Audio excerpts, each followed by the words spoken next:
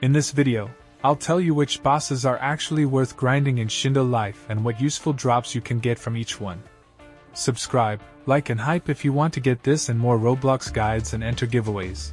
Watch till the end to understand this guide well. Starting with combat arts, PTS Deva can drop Gravity Combat Art, which is one of the strongest options in the game. On Obelisk, Satoru Okami is another major target because Hurricane Fist deals huge damage and is considered the best combat art available. For races, Kagoku Event Boss drops Celestial DNA. Celestial is generally ranked as the second best race behind Puppet Race. To get Puppet Race DNA, farm Minakami Boss in Dunes. Dunes is also great for levels and Rio because many bosses are close together, letting you build a fast farming rotation. In Nimbus, Gingerbread Boss is worth defeating for Winter Avalanche. This sub-ability performs well against both small and large bosses, during events, and inside dungeons. Azim Senko drops a weapon with an ability that helps you travel around the map faster. You can get similar mobility value from Ghost Azarashi in Tempest, who drops a companion and a useful travel weapon, as well as Eastwood Korashi, whose guy weapon is also good for quickly crossing the map.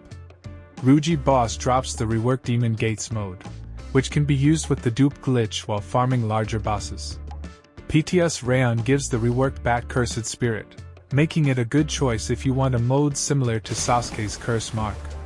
In Ember, Satoru Akuma and Bankai Akuma are solid beginner farms because their sub-abilities deal respectable damage.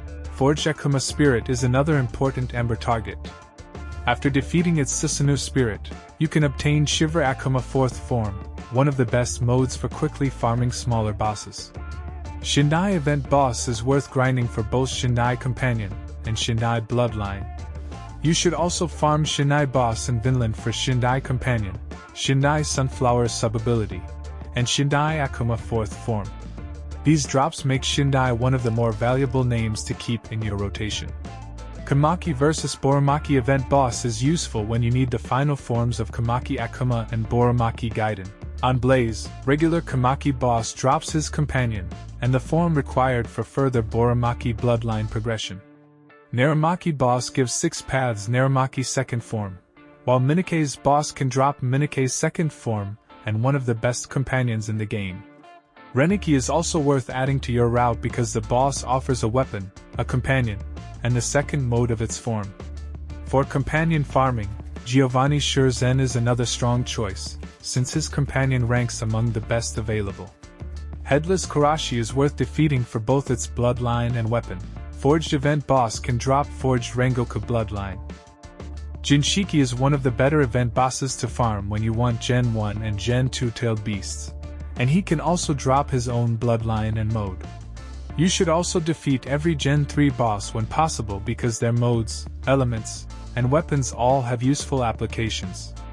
On training fields, farm Bruce Boss for Dynamic Stomp Barrage. It is one of the best taijutsu skills and appears in many player builds. Jijuns is considered the second best area for grinding levels in Rio. While you are there, farm Worm Boss for Worm Sage mode, which is one of the strongest choices for clearing dungeons. Overall, the best route depends on what your build is missing.